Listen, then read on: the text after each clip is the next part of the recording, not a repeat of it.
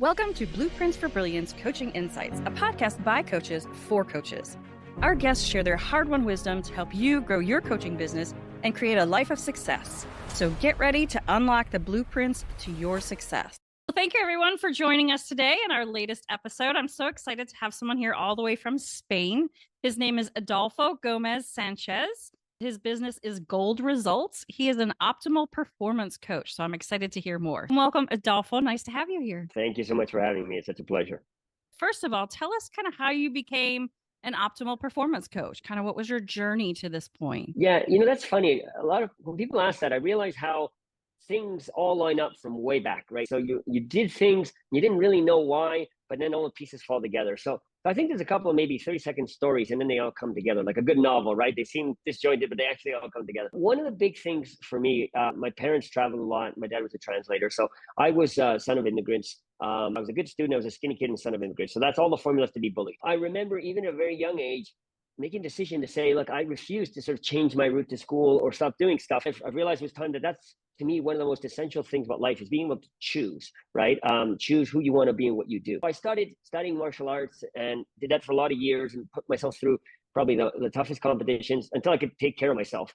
Then something really interesting happened. I thought, well, this is such a great feeling. I didn't have to, be afraid to do stuff. I wanted other people to feel that. So I started training. I just started doing women's self-defense and training them. That was one of the first pieces that made me realize that I was good at breaking things down and teaching, modeling. That's something I just inherently like to do. And two, that I felt that it could help people in some way. Didn't have it very formed. Jump forward maybe 6 or 7 years. When I was a university student, I need extra money, so I would tutor, right? Like I did well in math. I was tutoring high school students. Now, this is a really interesting story. One lady, a young girl named Liz, never forget her. She came to me, wasn't good at math, worked with her. She was like a very timid, shy girl, hadn't done well. So we worked together. She was actually very bright. She just didn't believe it. I showed her how math worked, basically. And then she did well. I know she improved her grades, and then I lost touch with her. 2 years later, I see her in a shopping center, and she waved at me. I didn't know who she was. It was a tall, beautiful, confident woman. So I got closer, and I'm like, oh my God. She said to me, you showed me I could do math. And so then I got over my fear and I studied what I wanted to study. I applied for engineering and I got in, and I just finished my first year, and I was on the honor roll and stuff. That was the moment I knew that was the buzz that, got me going, is getting those moments for people. Then as my life went on, I then went on to study my graduate degree at Yale, and I discovered this concept of science of performance. And it was, the question was, what drives human beings to perform better? My belief is that the vast majority of, I work with professional athletes, I work with corporations, and the vast majority of people perform well below their potential. The question is why, right? So that's the last 30 years for me have been that search. Sports is a metaphor I use a lot because everybody understands it. It's actually the ultimate pay for performance industry.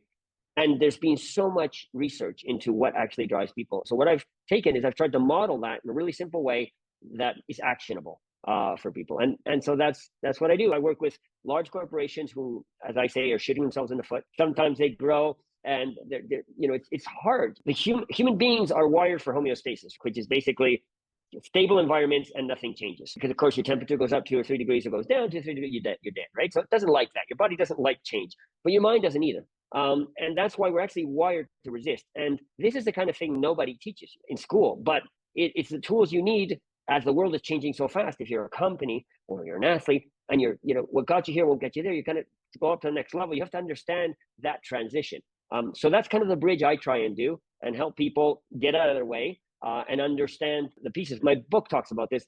Anything great. This is one of the premises that I always talk about people. We live in a hack-driven world, right? So everybody wants a hack for everything and jumping steps, but nothing great is ever realized or achieved without a lot, like thousands and thousands of hours of focused, really hard work. And, there's the famous 10,000 hour rule, which was, unintentionally misrepresented by Malcolm Gladwell, made it famous. But the gentleman who did that research, a guy named Dr. Anders Ericsson, he discovered that deliberate practice, certain type of practice, extended over time, is by far the most influential factor in how good somebody gets. It's not talent. Talent is just how fast you learn, but it's the number of hours you practice on something, pushing yourself out of the zone and growing. And there's nothing magical about 10,000 hours. It's just that's more or less, which comes out to about like 10 years of intense training when people start to get mastery. But the really amazing thing, which people don't talk about is he discovered that doesn't cap out. After 10,000, you keep training the same way, you keep getting better. So that understanding is what is the basis of when I work with people. Stop looking for hacks and let's start, what is the map to get there? Think in decades. Everybody, wants to be a success overnight, but you have to think in decades because that's the way things work. You don't become a concert violinist in 6 months. You don't become an NBA star in a year. It doesn't work. It's impossible. And companies want to transform and they want to make these changes. It doesn't happen in a month or 6 months or a year. So you need to understand it and you need to face it. And you need to understand, just like any skill, there's fundamental pieces that you need to build before going on to the next one. So a lot of times we don't think of that. We just, let it be. And I just want to do it. So I think you really have to do something you're passionate about because it's such a long road, right? And if you don't love it, you're not going to have the impetus to put in the long hours and to get curious about it. If you look at people like Steve Jobs, obviously a bright guy, but I don't think he was that much brighter than the rest of the universe. He just spent a disproportionate amount of time thinking about one problem. It was about how to create, that customer experience. And when you think about something so long, you find answers other people don't. The same can be said for Elon Musk in his endeavors and Tesla and SpaceX. And, they ask questions that nobody is willing to ask. And it just keeps going around because that's the way the brain works, right? The brain thinks it knows the answer and we stop. And when you do this process, you say, how else can I recombine data? What else can I think of? It drives you to have innovation. But that also happens in physical things. Kobe Bryant, famous example, he kept working the basics, and kept discovering little pieces that are this much better. That is in essence what all the greats have done. That was a great answer. Gosh, I don't even know where to start. I love that whole perspective. After 10 years, you're mastery. You feel like you're mastered something. Sometimes I think it's not that you have mastered it, but you feel like you have, or you feel like you're close to it. And some of it I feel like is that confidence to say, I'm good at this. I can do this. When I trained in Japan, so I've been doing martial arts since I was a child, as I mentioned, going on 40 years. It's one of those things that you actually can never stop because you can always get better. That's what I loved about it and continue to love about it. When I trained in Japan, one of my masters explained that when you get really good, black belt is just the beginning. That means you've got the basics and you can start to really learn at a deeper level. And he says, the way it used to work anciently, as you got better, you kept practicing until your black belt wore out and became white. That was when you actually were a master because you had gone through that. So I think when you get those 10,000 hours, it's when you're good enough to start really understanding a deep level of your art or your craft. People don't even see, right? You start seeing things and worrying about things that people don't even, I'll watch a tennis match. I've worked a lot with ATP players and I know I will see a different game than most spectators see. I'm sure, I have a good friend who's an ex-ballet dancer and professional ballet teacher. I know she sees, ballet dancers, and she sees a world of details that I don't even see, right? You have to love something so much. This is almost like the Zen process, and you start seeing pieces, and you start, oh, that's why they told me to do this, 10 years ago. You start putting the pieces together. But that's true in business too, right? You start all of a sudden thinking, hey, why do we have to do this? I mean, back to Steve Jobs. I love the way he went into the music industry, right? And then he started thinking about it, and he said, why do we have to sell a whole record, right? Why can't we just sell a song? And why does it have to be physical? Why can't we just download it? And like, blasphemy, right? But he was sitting there and he was thinking about it, looking at it like a child does, and coming up with these great ideas. And then maybe the answer was that's stupid, but sometimes the answer is, well, actually, I don't know why we don't do that. It's just we've always done it this way. I think, that's where a lot of people trip up. It's one of the biggest things you can do is we call them innovation labs. It's helping people to think out of the box, challenge what they think they know. Because, be careful with what you know. And I say no in quotation marks, because we knew that the world was flat. We knew that was not questionable. And we knew women should vote. And we knew apartheid was reasonable. There's all these amazingly scandalous concepts that at the time everybody knew. And now you look back on and go, how could people believe that? So I always say, be careful what you know and what don't we know, right? I think we actually know very little. Oh, I love that concept. Yeah, there's been so much, and some of the things you talked about have to do with like society, and this is accepted as the norm. And then all of a sudden, as you said earlier, gradually it changes, and gradually people go, well, okay, well, why can't we do that? What's stopping us from doing this? So I love that kind of breaking boundaries. Yes, one of the things we were talking about before, which is the long hours of deliberate practice, that's another thing that our society tells us, no, you need to find a hack, you need to go quick, it's boring to put in the work. That's actually the most essential piece, is doing the repetitive basics over and over and over. But if you do that, you almost get ostracized. And learning any new skill requires you do that. So there's one piece about how you acquire skill, and then the other is how do you expand skill. So the trap humans fall into for me is the following. In the vast majority, you get to a certain point where you get good enough at something and then you stop improving. The best example of that is driving, right? So we learn to drive. After a little while, we stop running people over, hitting walls, and then we just stop improving. The rest of your life, you are practicing that, but you're consolidating. Practice makes permanent. It doesn't make better. So you were practicing at that level and you were consolidating that level of skill. You don't do anything to improve. The key in life is to constantly be training to increase that skill, whatever it is. And it happens in jobs. People get in something because that's the way companies are structured by design. The word competent to me is a dirty word. It means don't step out of your lane. Do what you know how to do and don't do anything you don't know how to do. Well, then how will I grow? How will we innovate? How will we do anything if I don't do what I don't know how to do? Because the first time I do it, I won't know how to do it. And there's a lot of lip service about, fail and innovate and learn, but it's BS, right? They don't really believe it. There's no real tolerance for learning and failing. And just look at how they develop skills in companies. So what do? Usually I love talking about psychological safety. It's a big thing now. Everybody loves, their mouth gets full with it. So what are you doing? So we have this person come along really good, speaks for an hour and a half about psychological safety. And then they go back to work and they know it. But that's it. You're laughing, but that's exactly what training programs are. Where is their time embedded to practice those skills, to get feedback, and to make sure you actually do them well? Because I can explain to you in theory how to serve like an ATP pro or how to do an advanced spin kick, but it won't do you any good if you don't go out and practice it. And our culture, because it's so driven with the fast results, they think knowledge is skill, and that's the gap.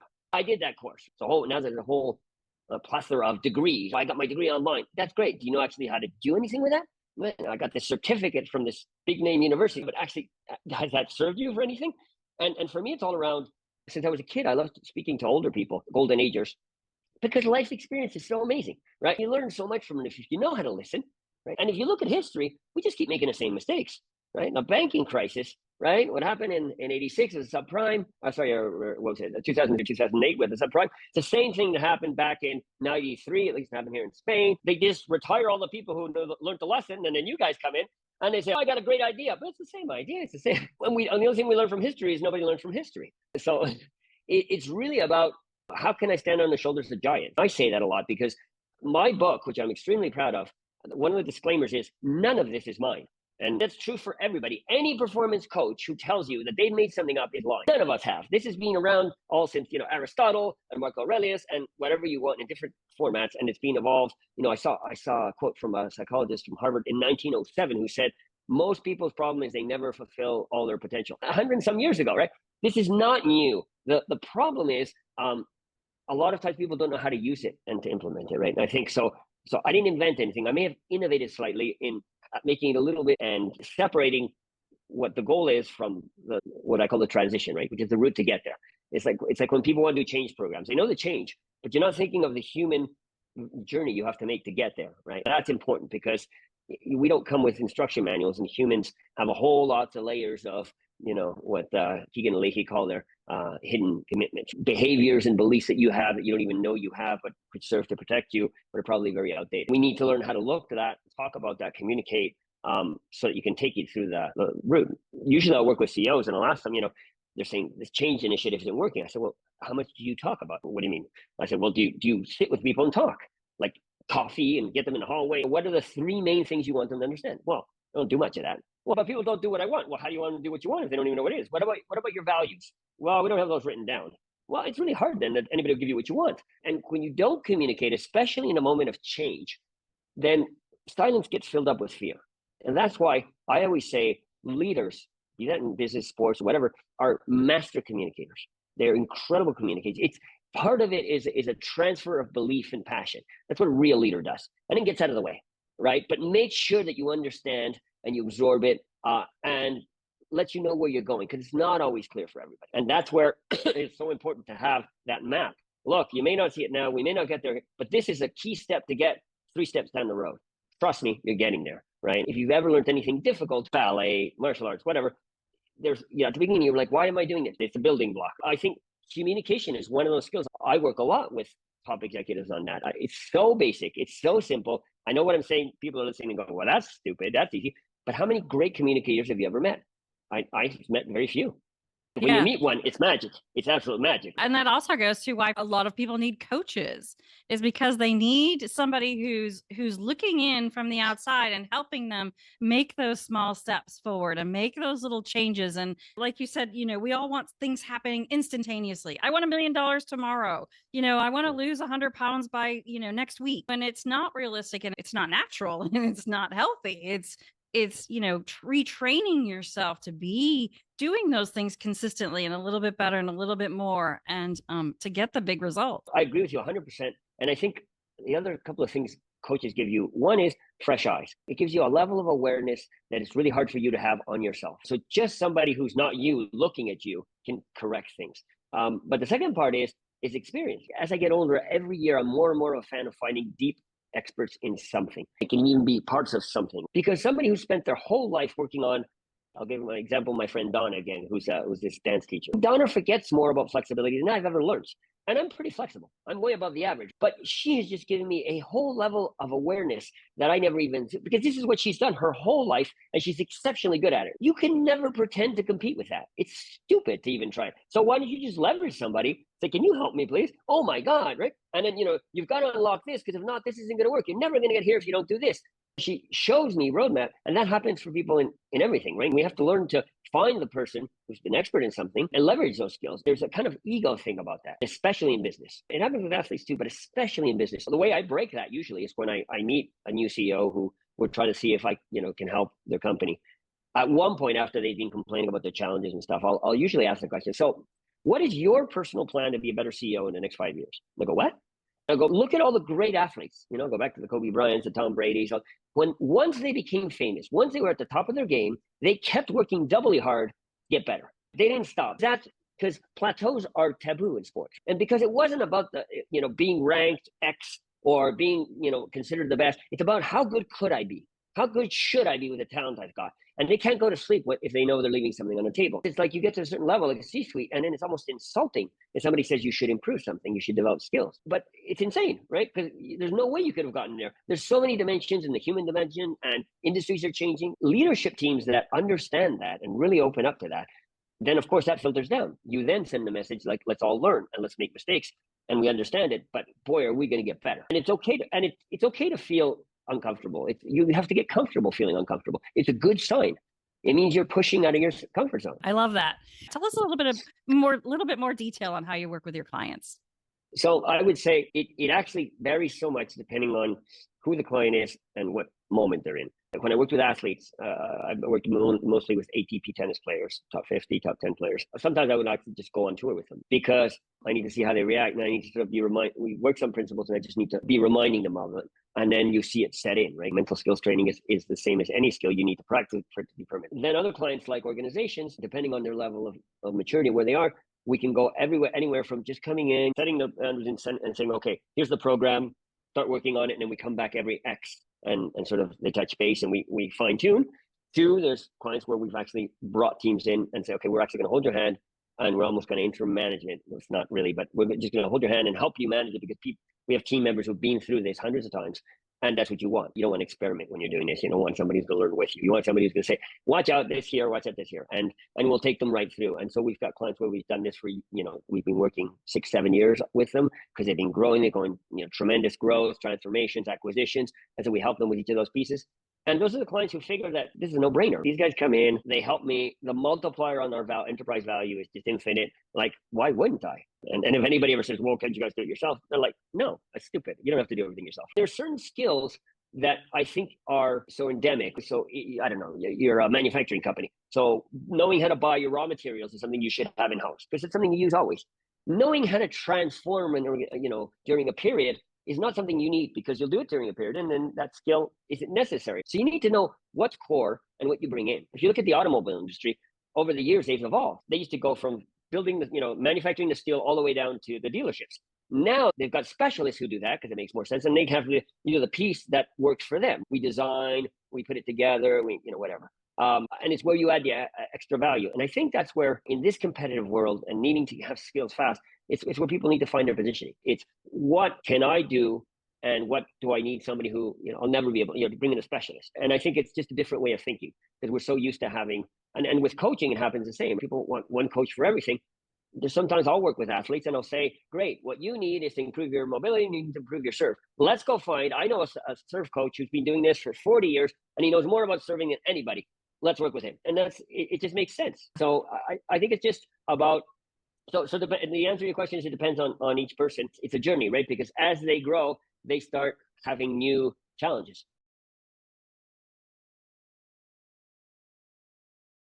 And the key is that those challenges are better questions and better problems or challenges than they had last time. I love that you said that, not everyone is an expert in everything. There is no golden unicorn that is going to be able to advise you on everything. And that's a good thing, I think. Yeah, it's just logical, but anything else is just naive. I just think anything else is just naive. A lot of times I'll actually ask people to work on stuff that they think is just out of left field. A lot of times with teams, executives, I'll say, you guys, you need to communicate. You need to run meetings, know how to run meetings. And they're like, what? And this is not important. Oh yeah, this is really important. I have a thing I call deciphering rules. So you and I don't see the world the same way. None of us do. But I don't know how you see the world and you don't know how I do unless we somehow find a way to explain it. And if not, what I will do is I will assume you see the world the same way I do. And that's a really dangerous path. Let's go down a hypothetical example. So you and I are a couple, okay? And for you, you've got this rule, this internal rule, because of the way you grew up or the way you were raised, that, listen, when I'm upset, if you really love me, you give me my space. Okay, you just let me just cool down. And that's just, what people do. But we never talk about it. And then I have this rule that, hey, if you really love me, when you see me upset, you got to sit next to me. I want a lot of attention, a lot of TLC, right? But we never talk about it either. And I just assume that's what people do, right? So what happens when the day you're upset? I will, with my best intention, say, oh, what's my rule? Hey, I'll just be all over her and really, be attentive. And you'll be thinking, get the heck away from me and leave me alone. And that's a silly example, but it's actually not that insane, right? We do that every day because nobody teaches us to explain. So one of the things I work with clients is how to understand each other's rules. So then you can have a conversation saying, okay, so how would you like me to behave or to support you in this case? And then if I'm not doing it, because I'm not interested, but before I wasn't maybe just not doing it because I just don't know. That's an example of a couple. So you already have a base. Imagine in a job where you hundreds of people, you cross across. How do I know this bothered you or you like it this way or you like it that way? You need to learn to do that. And when you do that, you then understand how to motivate people and how to communicate and how to make people feel respected. And then magic happens. So it's such a simple, silly skill, but it's so powerful. It's really, really powerful. I love that. It's almost like have you heard of, I think it's the 5 love languages or the 4 love languages, which is basically, understanding how people communicate and how do they receive information and being able to express something that you want to get across to them in a language they understand. Exactly. One of the most iconic examples of that, which people mess up, is culture. So people stay away from culture because it's one of those things that they kind of get, but they don't know how to measure, so they kind of stay away from it. But culture is really about what are the norms? What's acceptable for us? How do we, as a group, whatever that group is, act? What defines us? So in a family, in this family, we don't do this, we do this. Okay, cool, right? In a company, right, in a culture, how do you define that? And the problem is, if you don't define those very clearly, people kind of get lost, right? And when you get it right, it creates critical mass. And then you don't actually have to police that or regulate it. It auto-regulates. We have on our team, I'm very proud, there's certain standards around high-performing teams. And I don't have to follow up with anybody. When somebody slacks off, the rest of the team, I don't even get to hear about it. They just go after them. And they go, hey, we don't do that here. Because that reflects on all of us. And I just think that's amazing. Now, the bad part is culture, you get that inertia on bad cultures too. So if you have enough toxic people, then they just go down the rabbit hole. But that's why it's so important to work on culture, because once you get it right, it's this powerful tool. Starbucks did a great job with that. Apple's done an amazing job with that. And so you don't have to push. It just goes by itself. And then you get people innovating, people just working because it's like the psychologists say, an autotelectic experience. You do it for the pleasure of the actual experience, not the goal, just the pleasure of doing this because it's a great place to work. You feel stimulated. And human beings are wired to do that. Yeah. Right? We're made to grow. I love that. Adolfo, I can see why high performers come to you for help and for support. Tell me, how would you like people to reach out to you if they want to talk to you about helping either their business or if they're a professional athlete, help them kind of get to the next level? So 3 best ways are probably I'm on LinkedIn, Adolfo Gomez Sanchez, easy to find. I don't think there's 2 of us. Our web, you can send us a message out to our web, which is www.gold-results.com. or you can just email me directly, which is adolfogs@gold-results.com. So any of those three work fine. And I'm always happy to talk to people, and anybody I can give any advice to, even if it's free, I'm glad to share. Wonderful. Okay. Two more things. One is you didn't tell us what the name of your book is. Oh, my book is called The Optimal Performance Formula. It was just released on September 11th. So I'm really, really excited. We're very proud and honored that we made the bestseller book in its category in sports psychology, performance psychology in the first week. So you can get it on Amazon.com. It's The Optimal Performance Formula by Adolfo Gomez Sanchez. So really, really happy with that. Lovely. Congratulations. We will put all those links in the show notes below so that people can just click on it and go and check it out. So I do have one last question, and that is, if you could provide one tip to make the world a better place, what would that be? I think one of the things that most frustrates me with the world, and I have a small 5-year-old son, and so I see the world I'd like him to have. And one of the things that most frustrates me is the sense that a scarcity mentality, and it's always you're trying to take away from somebody else or they'll take from you. Actually, it's because you're just focusing on the wrong things. Performance to me is about fulfillment, right? Success is a byproduct. It's about fulfillment. And fulfillment comes from being the best you can be. So if you work on yourself, become the best you can be, ask people for help, you'd be amazed how people will help you. And then what will happen is just magically, you'll get to a point where you'll want to help other people because you're just so comfortable. It's like a well, it's just full and it can flow out. Then you can reach out and help other people. But it's hard to do that if you're feeling bad, scarce, insecure. So my advice is always get strong, work on yourself. And that doesn't mean steal from others or, whatever. It means just work on yourself, be good, help others as much as you can. At that point, you'll have the confidence that you'll actually want to do it. And then it's just magical because it just comes back to you in so many ways. That's fantastic. I love that. Well, Adolfo, thank you so much for joining me today. This has been such a pleasure and so inspiring. And I'm going to have to go and check out your book. Thank you for having me. It's such a pleasure. Thanks for joining us today on Blueprints for Brilliance Coaching Insights. We hope you're leaving this episode with inspiration to take your coaching business and your life to the next level. If you found value in this episode, we would love it if you would subscribe and share it with someone else who you think might benefit from hearing it. Thanks, and we'll see you in the next episode.